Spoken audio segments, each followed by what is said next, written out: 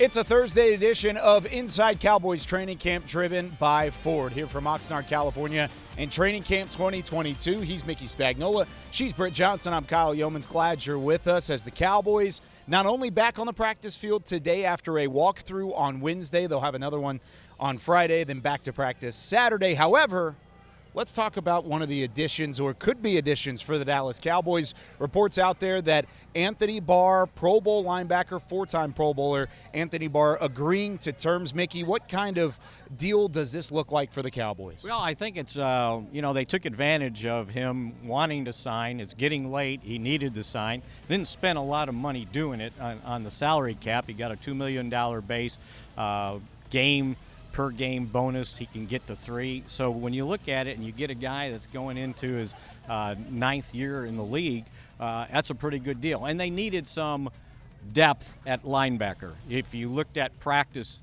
yesterday or the day before when Cox was missing, it was like, okay, they got 2, now who's the 3rd, right? So it really helps the depth. Well, speaking of that, how does this potential signing affect the linebacker rotation? Well, I think if they go 3 linebackers and he is what they think he is, it'll be Micah Parsons, Leighton Vander Esch, and Anthony Barr. If they go 4-3 and give them 3 linebackers they can line up. When they go to nickel, then he'll give them some opportunities. If they move Micah to the line of scrimmage as a pass rushing defensive end, then they could still have 2 linebackers on the field, not knowing what Cox is going to do, but it could be Vander Esch and Barr. So I think it'll give Dan Quinn more toys to play with. I'm sure fans are excited about that. And Dan Quinn's probably excited about Absolutely. it, too, if we're being honest. Now, you didn't get a chance to see Anthony Barr on the field. Like we said, we're kind of pending the physical at this moment while we're taping. But we did get a chance to see the Cowboys back in pads, their 3rd padded practice. What did you see on Thursday's edition here from Oxnard? Well, we keep seeing the kickers kind of volley. One day, one guy has a good day. The next day, another guy. And they keep going back and forth. So today it was Liram Hairulahu went 10 for 11 behind the line when they did team. So that was a good thing to see. And then Jonathan Garibay struggled. The other day, when Tuesday's practice, it was Garibay who kicked well and Hairulahu struggled. So they need to find some consistency with this guy so they can figure out, okay, we're going to go with one of these. Right now, it's like you suck air through your teeth, right?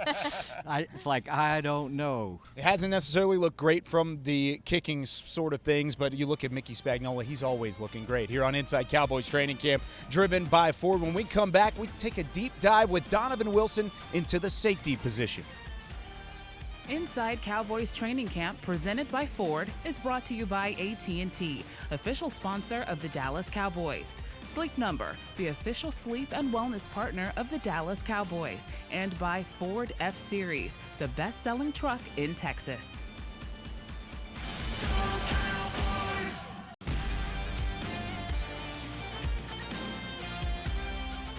This segment is brought to you by Academy Sports + Outdoors, official sporting goods retailer of the Dallas Cowboys.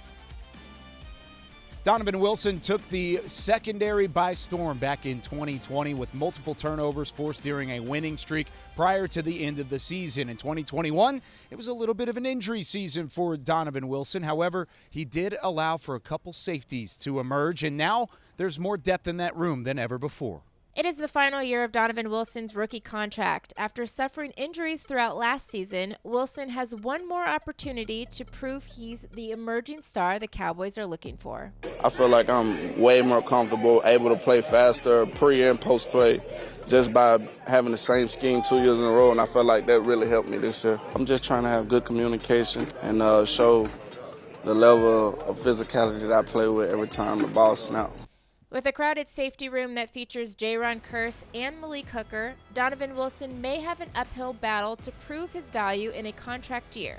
But all one needs to succeed is the opportunity and, of course, a little healthy competition from teammates. That we look at it like everybody just going out there to do their job, and coaches are always going to put us in the best position to make a play. So whichever us get called, our number get called, we cheer them on, looking for them to make a play too.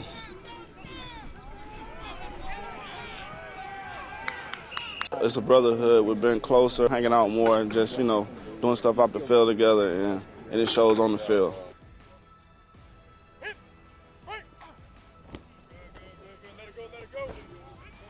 So really with the safety position being with more depth this year than it has been in maybe a decade for the Dallas Cowboys, there's a lot of confidence around that room. But let's talk specifically about Donovan Wilson. What can he bring to the table to try and get back to that production we saw in 2020? Well, obviously depth is a good thing to have on a team, but for Donovan Wilson, it might not work in his favor. This is a contract year, like we said in the package for him, and 2020 was a huge year for him. He had 2 interceptions, 3.5 sacks, and now you have Malik Hooker added to that. Jaron Kearse is added to that. In 2021, he was injured, so we did not see a lot of Wilson as we had in the previous year. So I really think for him, it's going to be staying healthy, number one, and then obviously just being productive when you're on the field, because you're not going to get in the rotation as much starting off just because there are a couple other guys that are in this safety room. But I think if he's able to get into the rotation and then be productive once he's out on the field, he'll stay on the field longer, because that's the kind of guy Dan Quinn is. Whoever's working best, that's who we're keeping in the game. Well, and even there's times throughout training camp we've seen 3 safety sets. Absolutely. Because of all 3 of those guys, Hooker, Kearse, and then you also throw in Donovan Wilson into that mix.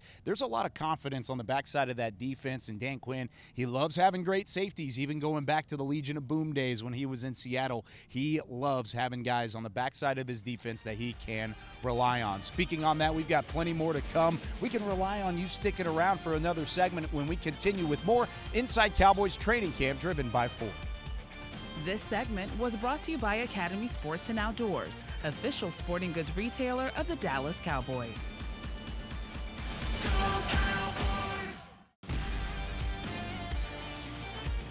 I think there's a lot of different ways to play it.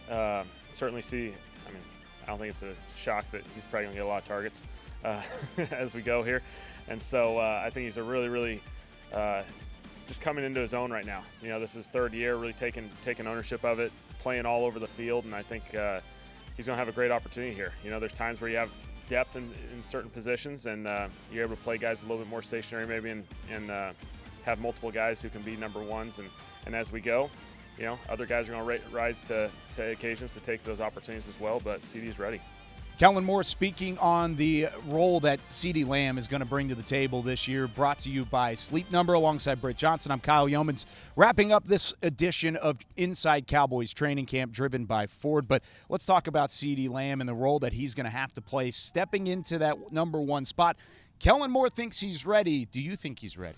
Was he not our number 1 receiver last year? He had our most receptions at 79. He had 1,100 plus yards, which was the most at anybody on our team. Dalton Schultz was 78 receptions, right behind the guy that we thought was our number 1, Amari Cooper. He had some COVID issues and stuff like that, so we didn't see him through the whole season. So I think he's already kind of stepped into that role. We have a ton of receivers that are doing really good in camp. Today we even saw Roberson do really well in camp. Vasher's had some big catches. We have Dennis Houston. The list goes on. Jalen Tolbert. There's a ton of guys in this room. CeeDee Lamb is clearly above the rest, I think, and he's stood out above the rest. So I think he's going to be our number 1 guy going into the season. It's very interesting talking about the wide receiver room as a young group of guys which are trying to prove themselves. Yes. You listed guys off right there. Even Noah Brown. Semi oh Fehoko, my gosh! Noah Brown. The list goes on. It's very interesting though. CeeDee Lamb is still the youngest of anybody in the receiving room. And you talk about the way that he's already made an impact on this franchise as a first-round pick